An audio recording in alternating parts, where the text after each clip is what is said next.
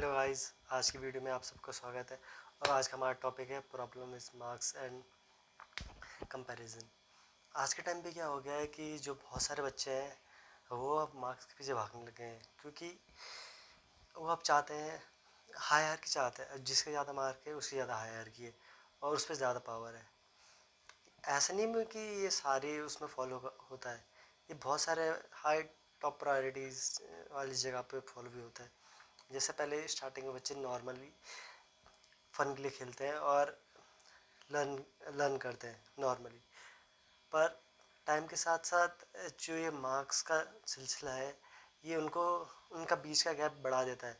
पहले वो friend zone में आ जाते हैं, फिर उसके बाद वो अलग ही उस कंपटीशन में चले जाते हैं। तब वो सिर्फ मार्क्स के भूखे रहते हैं कि अगर मैं मार्क्स मेरे मार्क्स ज़्यादा हैं तो मैं टॉप हूँ।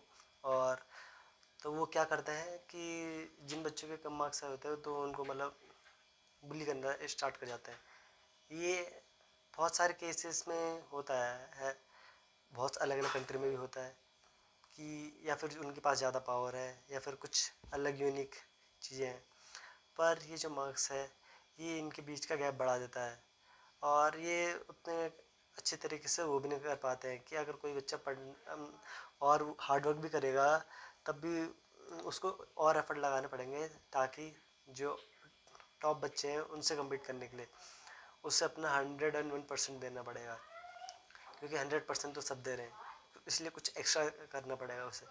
और ये जो प्रॉब्लम विथ मार्क्स और ये कंपैरिजन है ये स्टार्ट करिए पेरेंट्स ने, क्योंकि पहले ये आ जाता था कि 10th 11th के टाइम पे, मतलब हाई एजुकेशन के टाइम, पर अब ये स्टार्टिंग नर्सरी एलकेजी से ये होने लग गया है कि अब बच्चों को पेरेंट्स इतना फोर्स कर रहे हैं कि वो 19-24 मतलब 7-8 घंटे मतलब सुबह प्रैक्टिस कर रहे हैं, उनका होमवर्क करा रहे हैं और उन्हें बोले कि तुम पढ़ो, खेलने का टाइम भी दे रहे हैं। पर ये पेरेंट्स और बच्चों के बीच में डील हो गई कि अगर तुम्हारे अच्छे मार्क्स आए तो तुम्हें ये मिलेगा, अगर तुम्हारे अच्छे मार्क्स आए तुम्हें वो मिलेगा।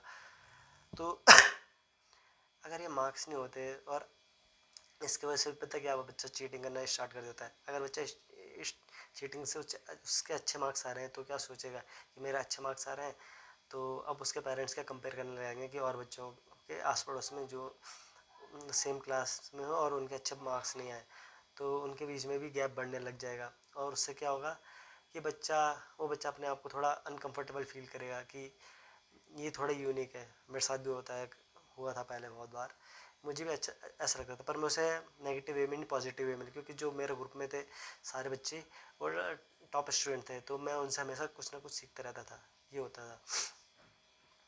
पर कभी ना कभी दूसरे स्कूल में होता है सबके साथ। हाँ, वो बच्चे हैं कि जो रेगुलरली पढ़ाई कर रहे हैं और सारी चीज़ एक्टिविटीज़ में अपना वो लगा रहे हैं, तो उनके लिए ठीक है।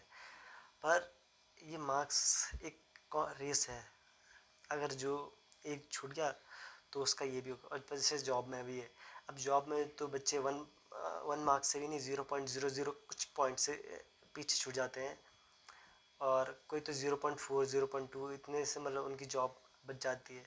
उनके सारे टेस्ट हो जाते हैं, पर वो 0.1 वाला 0. ये गैप नहीं कवर कर पाते हैं।